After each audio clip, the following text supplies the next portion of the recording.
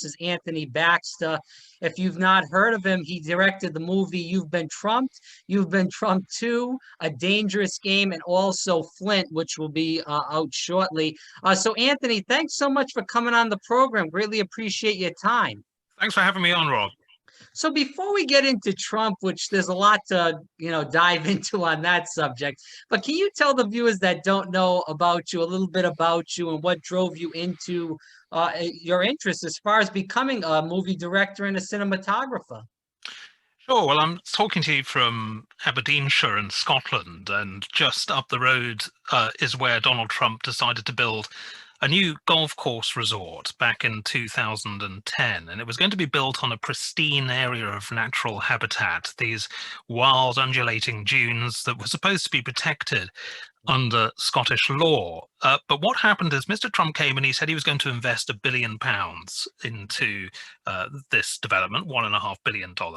He was going to build a luxury hotel, and the local residents didn't believe the promises. They felt that this didn't stack up, and they were very keen to protect this wilderness area. And Mr. Trump didn't like these people standing in his way, and notably one, Michael Forbes, and his mother, Molly Forbes, who back then was 86 years old. She's now 96. And Mr. Trump described Michael Forbes as an animal. He said he lives like a pig in a slum. And the local press portrayed Michael Forbes and his mother as two people standing in the way of progress. They said that Mr. Trump was going to bring all this prosperity to the area. It was going to be incredible what he was going to do. But Michael and his mother were the two people who said, no, we don't believe this. And Michael daubed on his shed, on his farm, no more Trump lies. And in many ways, they were the two people who first called out Mr. Trump on his lies. And at the time, I was here in a town called Montrose, just down the road from this, and felt that I wanted to document what was going on and to give voice to these local residents, because I felt their feelings about this development were being quashed. And that's how it came about. I took the camera up there and started filming back in 2010, and various things unfolded while I was doing the filming, of course. Right. So it seems like the Forbes were on to Trump as he is now. A lot of Americans see him now as a con man and a con artist in general. Why do you feel like the government was not tuned into what Trump has done in America and how his bankruptcies have really, hurt the workers in general? Well, just like in the election of 2016, when Americans were listening to Mr. Trump's promises of making America great again, I think a lot of people will listen to what he says and believe him at face value and decide that for themselves that here is a man who is going to do what he says. And although he does have a track record, as you say, Rob, in America, of course, in Scotland, nobody really knew him for that. They knew him as the celebrity host of The Apprentice. And when he came to Scotland, it was showbiz. And he came in making these promises to politicians who believed him. They didn't do their research. Essentially, they sold out on very flimsy economic promises. And in the film You've Been Trumped, we scrutinize these claims, and with a top economic professor from London School of Economics, and showed how they just didn't stack up. And it was extraordinary, really, that the politicians in Scotland didn't do their homework. They just didn't scrutinize these ludicrous claims at a golf course, when Scotland is stuffed full of golf courses. There's over 75 of them at the last count. And here was Mr. Trump saying, I'm going to build a new one, and it's going to be greater and better and bigger than anything you've ever seen before. And it's going to make all this money and essentially be the second coming of oil to this part of Scotland, which up until recently has relied heavily on North Sea oil for its fortunes. And with the oil running out and people moving into different forms of energy, it was seen that a new form of economic prosperity was needed for the area, and people believed Mr. Trump had it. But why do you feel like Mr. Trump went to Scotland in general? Was it because he has, he's from, I believe Mr. Trump is Scottish. So is that why you feel like he went to Scotland at first anyway to build the course in the hotel?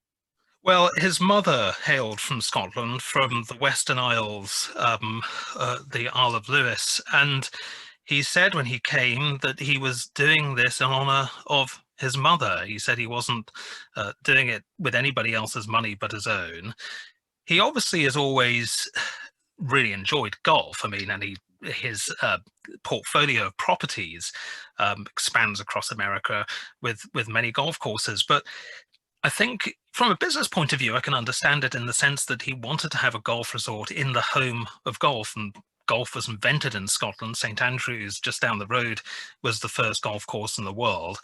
And so here were these pristine dunes that didn't have a golf course on them. And Mr. Trump thought, when he saw these dunes, that he could build something really very unique and special. I've no doubt about that. But the problem was that this was a very, very sensitive environmentally area, and he just did not take any regard really for the natural habitat. And it was down to the local residents, Molly Forbes and Michael Forbes and others like Susan Monroe and David Milne, who Mr. Trump described their properties as ugly and standing in the way of his resort, and built these huge mounds of earth around their properties to block their view, and also to stop people playing his golf course from seeing their properties. And in many ways, what I saw unfold in Scotland was a precursor to his promises in America, because he was saying that he was going to be building, as you know, a wall between Mexico and the United States. And here in Scotland, he'd built these walls around people's houses already. So he had form on walls, if you will. And he was saying that he was going to be delivering all these jobs. He said he was going to deliver 6,000 jobs. But we know from scrutinizing his company's records, that the number of jobs actually created are just a few dozen, and most of them part-time and low-paid jobs. And so the money that he said he was going to invest and the jobs he said he would create just haven't materialized over the years. And I'm not surprised. I mean, he's done the same thing in this country as president of the United States. So can we talk about this more in depth? So you really push this in the movie about the fight between the locals and the Trump Corporation as far as building the golf course. How did that fight really push? I mean, I know you were over there covering it, and you actually got arrested throughout, the fight, and bringing publicity to these local residents. So how did all that happen? Well, we had discovered, my colleague Richard and I, who was helping with the filming, discovered that Molly Forbes and her son Michael had had their water supply cut off by Mr. Trump's workers when they were building the golf course. I was filming with Molly one morning, and she said they didn't have any water. And it turned out that Mr. Trump's workers had severed this pipe that flowed from a well, which from which the water ran into their farm. So when this happened, I went over to interview one of Mr. Trump's workers in charge of the development and the work and the construction work. And he said, yes, they had indeed smashed through this pipe, but they were going to repair it and make it the best water supply Michael Forbes had ever had. Now, what happened next was I went to interview Susan Monroe and other of the local residents. And while I was there, the police turned up. And it turned out later, when I spoke to Donald Trump Jr., he admitted that they had called the police. And the police, it was no secret to me because I'd seen them, were working as a private security force, essentially, for Donald Trump. And anything that he wanted done, the police would do. And so they came onto Susan Monroe's property and forcibly arrested me and my colleague, drove us about 10 miles to Aberdeen Police Headquarters and threw us in separate jail cells, taking our DNA, confiscating our camera equipment, and holding all our gear.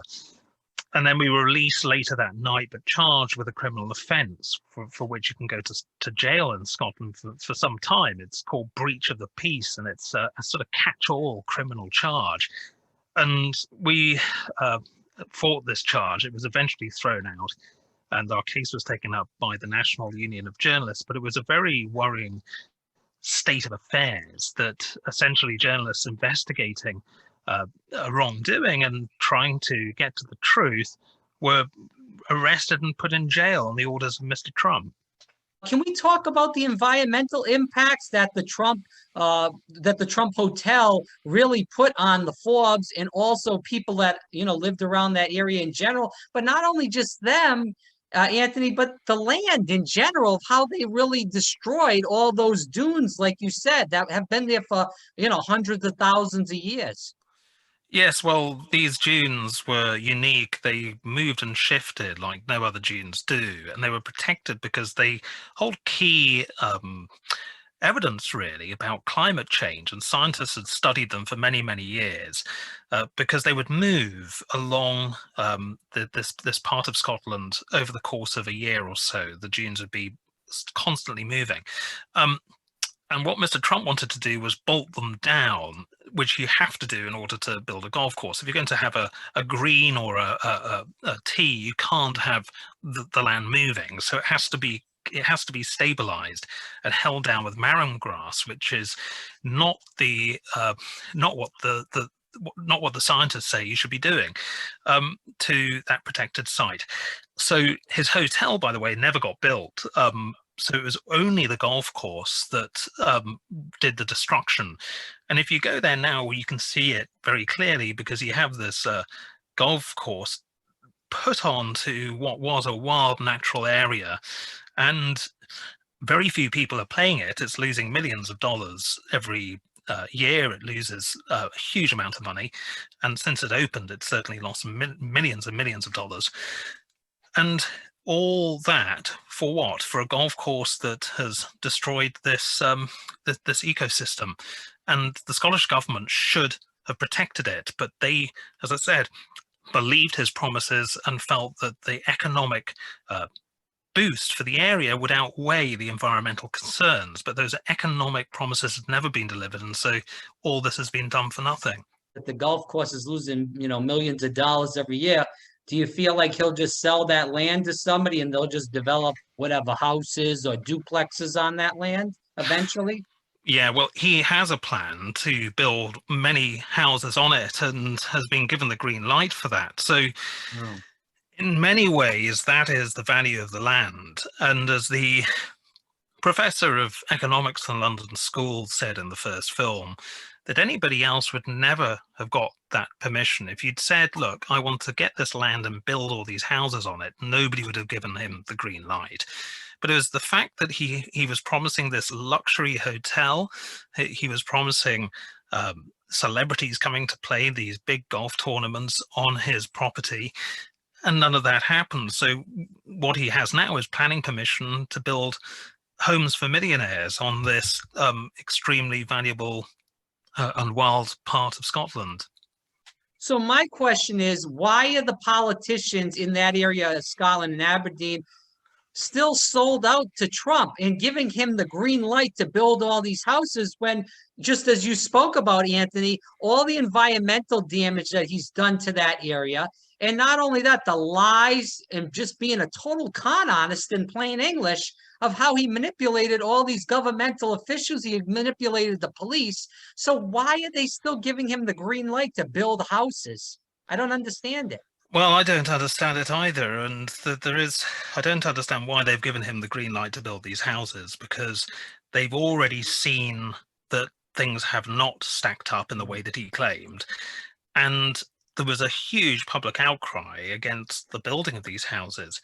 But it all comes down to the way that local planning laws work and the makeup of the local council and the authority, the local politicians who look after this area, and the disputes between different sides and different arguments. And when they club together to vote on a particular issue, they might be doing it for political reasons. And it's all quite complex, but the actual argument isn't complex. The argument about building new houses on this site is pretty much a non-starter.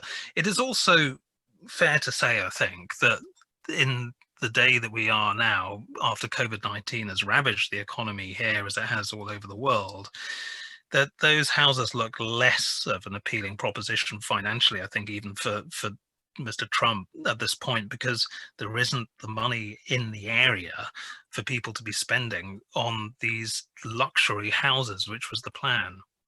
Is it fair to say, though, that those politicians are getting paid off? I have no evidence of that, Right. and so I think it's not really fair to say, because nobody has the evidence to show that to be the case, and I've never been able to show that to be the case. Sure. It just seems very strange that, with all the things that you explained in the movie and you're explaining now on the airwaves, that they're still giving him the green light and all the evidence that he's done in America as president of the United States, lying, cheating, and stealing throughout his life in general. So I just don't understand it. But I do want to ask, and this is Anthony Baxter here on Fire Breathing Rob, a couple more questions about Trump, because you did interview him in person. Speaking to the president, can you tell the viewers, is he really like the way he acts on TV in person, loud, boisterous, bombastic? Well, when you meet him, he's perfectly charming, and this is, of course, what people see in some aspects or some interviews. When he walks into a room, he is he plays the moment, and he's certainly charming to in when I met him, he came in and he was perfectly polite to me. But what happens, I think, is that, and you see this in the press conferences at the White House, is that when journalists ask questions that he doesn't like, then his mood will change, and I think that's basically it. He likes to drive his own agenda, and if you're standing in the way of that agenda by asking him challenging questions, then he won't be happy about it. How did you get that feeling that Donald Trump was going to win the presidency in 2016? How did you know that? Well, obviously I didn't know for sure, but it really struck home to me when I was in Michigan making the film Flint, and I was at one of the very early rallies that he had in Michigan, and I saw the way he had the crowds in the palm of his hands, and those rallies, and he has an extraordinary ability to bring a sense of showmanship and showbiz to a political event, when this was in the infancy, really, of him setting out as a politician. And when I saw how he had people in the palm of his hands at that event, I felt it was within his grasp. It was obvious to me that he could win this election if he wanted to. And as you know, we know that polls are often so out and skewed, and that was the case in 2016, wasn't it? Because everybody was thinking that Hillary Clinton was going to win at one stage, but Mr. Trump is no fool, and I think people who say he is that miss the point, really, because he is somebody who has an incredible canny grasp of the media, and he is able to manipulate it in a way that nobody else can. Right. So my last question is, obviously we know the 2020 election is coming up. A lot of people have already voted. I'm supposed to get my ballot today. We hope that happens. But regardless of that, what would you advise to people that are maybe undecided, that, maybe think the president's doing a good job? What would you tell them about the president that, may, change their decision, or may make them think a little bit more of, who they would really be voting for if they voted for the president for the first time, or maybe even the second time? Well, I'm not in the United States, so I don't Right. feel it's my position to tell people Fair. how to vote in America. But all I can say is, from my own experience of him here, how I have perceived him, or perceived people who are running for power. And I think it's just important to really scrutinize what they have delivered, stacked up against the promises. And certainly, as I say, here in Scotland, his promises didn't stack up. Maybe in America, some of them have, maybe they haven't. But I think it's very important to really scrutinize them, and to remember that obviously we all need to vote, whichever country we're in. It's just such an important thing to do. And it's sometimes easy to think, well, my vote won't count, but it does, because everybody has to have a say, and that's all part of democracy. As we end the interview, Anthony Baxter here on Fire Breathing Rob, can you tell the people where they can find your movies? Yes, well, the films are all available on iTunes, the Trump films, and the new Flint film we plan to get out earlier in the year, but of course, because of COVID-19, it's upset all our festival rollout. But we hope very much to get it out to as many Americans as can possibly see it. It's just taking us a bit longer, but hopefully by the end of this year or the beginning of next. All right, Anthony, thanks so much for your time. I greatly appreciate it, and we'd love to have you on again. Thank you, Rob.